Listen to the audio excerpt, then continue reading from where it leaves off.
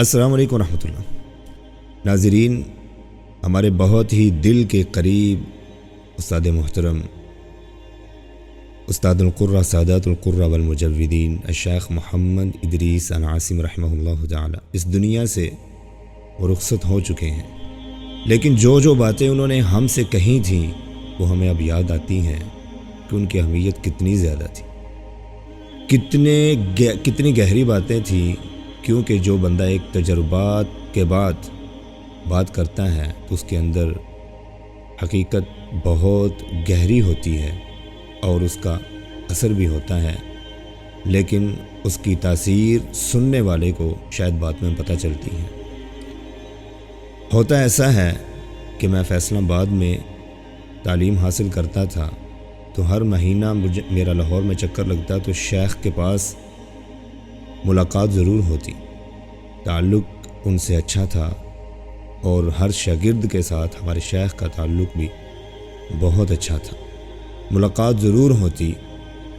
اور کچھ ماہ ایسے گزرے کہ میں نے جب آنا تو مجھے آگے سے دال پکی ہوئی ملی، شیخ محترم کے پاس بیٹھے کھانا کھاتے تھے جب ملاقات ہوتی، لیکن کچھ ملاقاتوں کے اندر ایسے ہی ہوا کہ میں گھر میں بھی آیا لاہور میں تو وہاں بھی دال پکی ہوئی ملی، شیخ محترم کے پاس گئے وہاں بھی دال پکی ہوئی ملی، تو میں نے ازراہ تفنن کہا، شیخ محترم سے کہا کہ لگتا ہے کہ ہماری قسمت میں تو دال ہے، جس جگہ جاتے ہیں جہاں جاتے ہیں یہ براجمان ہوتی ہے، پتہ نہیں ہمارا پیچھا چھوڑے گی یا نہیں۔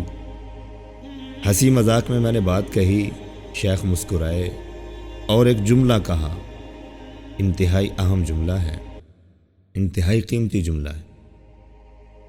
لقمہ اپنے منہ میں ڈالا اور اس کو نگل کر فرمانے لگے، منیب بیٹا پریشان نہیں ہونا، اللہ نے ساریاں کسراں کڈنیاں۔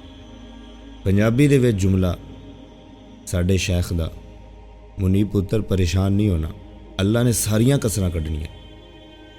لیکن ہونا یہ چاہیے، قرآن مجید کی وہی آیت ہے، وَجَعَلْنَا مِنْهُمْ أَئِمَّةً يَهْدُونَ بِأَمْرِنَا لَمَّا صَبَرُوا وَكَانُوا بِآيَاتِنَا يُوقِنُونَ۔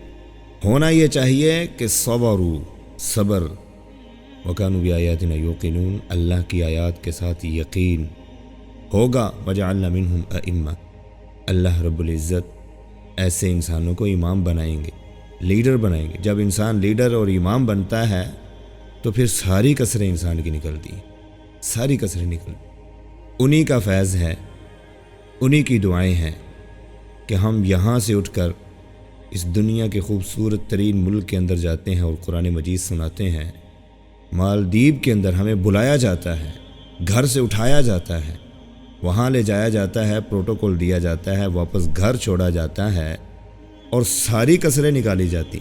کہاں وہ دال، کہاں وہ سمندر کی اوریجنل مچھلی ہے جو انسان سوچ بھی نہیں سکتا کہ میں کبھی کھاؤں گا یا میری زندگی میں وہ لمحات ہوں گے۔ انسان پورا مہینہ 40 دن وہ کھاتا ہے، تو ساری کسریں نکلتی ہیں یا نہیں نکلتی؟ یہ ہمارے بزرگوں کے، ہمارے اسلاف کے، ہمارے شیوخ کے وہ تجربات ہیں جن کا قرآن مجید کے اوپر کامل یقین ہوتا ہے۔ اس بات کو یاد رکھیے، قرآن والوں کے ساتھ، قرآن کے ساتھ اپنی نسلوں کو جوڑیے، ساری کسریں نکل جائیں گی۔ السلام علیکم ورحمۃ اللہ۔